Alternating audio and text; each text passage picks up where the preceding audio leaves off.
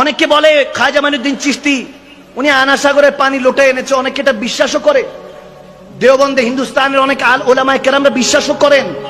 তা আমি বললাম তিনি নবীর আওলাদ, ইমামে হাসান হোসাইন, তেনার পরের আওলাদ, পরের আওলাদ, পরের আওলাদ, পরের আওলাদ, পরের আওলাদ, কত আওলাদের পরে কত রসুলের আশেকের পরে গিয়ে খাজা মাইনুদ্দিন চিশতি, যিনি 90 লক্ষ বেদিনকে কালমা পড়িয়ে মুসলমান বানিয়েছেন, তিনি যদি আনাসাগরকে ডাক দেয়, সেটা যদি লোটায় চলে আসে, তুমি জিজ্ঞেস করছো বান্দা যে ফুরাত নদীর মধ্যে হোসাইনের কাফেলার মধ্যে পানির অভাব কেন পড়লো?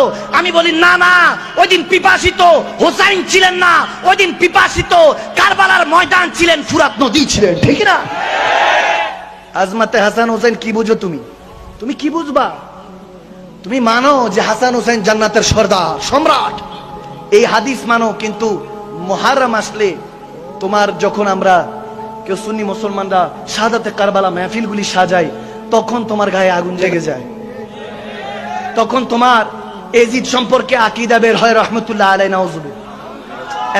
এত আস্তে কেন নাউজুবিল্লাহ? এখানে কি হাসানি হোসাইনি নাই? নাউজুবিল্লাহ পড়তে পারবেন না? কিভাবে হয় আপনার এই আকীদা?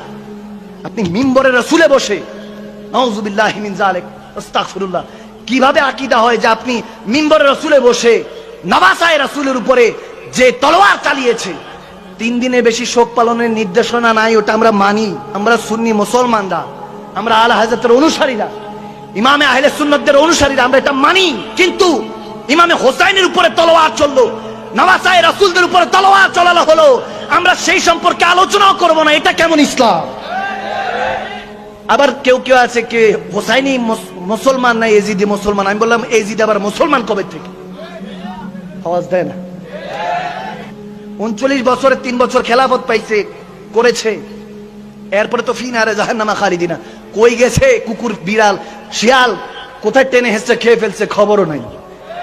কারো যদি এজিদের সম্পর্কে এত ভালো লাগে, নিজের ছেলের নাম রাখেন এজিদ, আগে পরে আমার নবীর নাম লাগানো যাবে না, ডাকবে ডাইরেক্ট এজিদ, যাতে কেউ হেঁটে গেলে আপনাকে বলে ওই যে এজিদের বাপ। আওয়াজ দেয় না। যদি এত মায়া লাগে তাহলে এজিদের বাপ নিজেকে বানান। আমরা তো হোসেনের গোলাম হয়ে বাঁচতে চাই, আমরা তো হাসানি গোলাম হয়ে বাঁচতে চাই।